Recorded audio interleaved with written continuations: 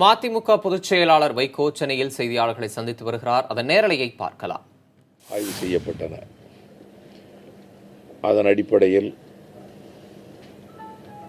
தமிழ்நாட்டில் உள்ள 26 மாவட்டங்களில் நானும் தலைமை கழக நிர்வாகிகளும் கலந்து கொண்டு அந்தந்த மாவட்ட செயலாளர்கள் ஏற்பாடு செய்த செயல் வீரர்கள் கூட்டத்தில் பங்கேற்ற நிகழ்ச்சிகளை குறித்து நாங்கள் இங்கே விரிவாக பேசியிருக்கிறோம். தேர்தல் தோல்விக்கு பிறகு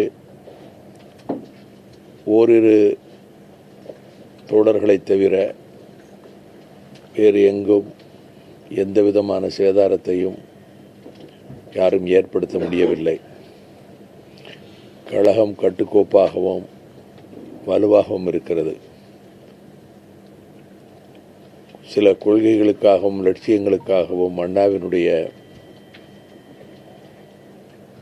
குறிக்கோளை நிறைவேற்றுவதற்காகவும் தொடங்கப்பட்ட அந்த இயக்கம் தமிழர் நலன், தமிழக வாழ்வாதாரங்கள் பாதுகாப்பு, மது ஒழிப்பு, ஈழத்தமிழர்களுடைய உரிமை போர் இவற்றில் முழுமையாக தன்னை ஈடுபடுத்திக் கொண்டு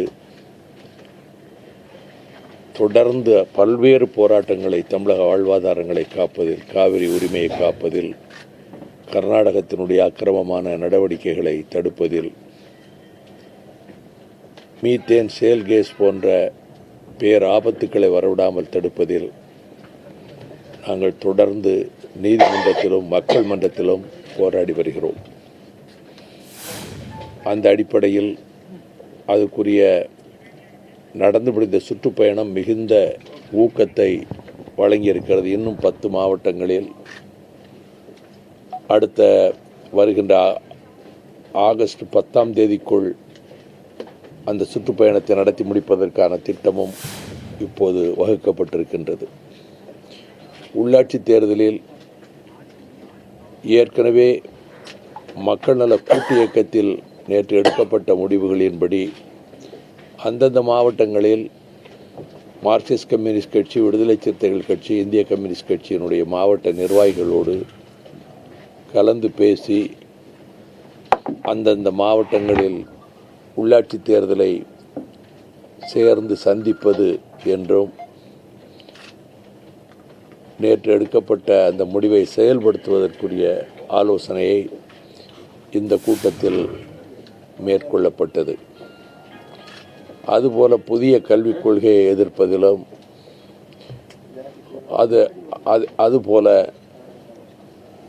ஸ்டேட் வங்கி கடன் கொடுத்து 45% ரிலையன்ஸ் நிறுவனம் வசூலிப்பதற்கு கொடுத்த அக்கிரமமான நடவடிக்கையை கண்டிக்கின்ற விதத்திலும் கருத்துக்கள் பரிமாறப்பட்டிருக்கின்றன.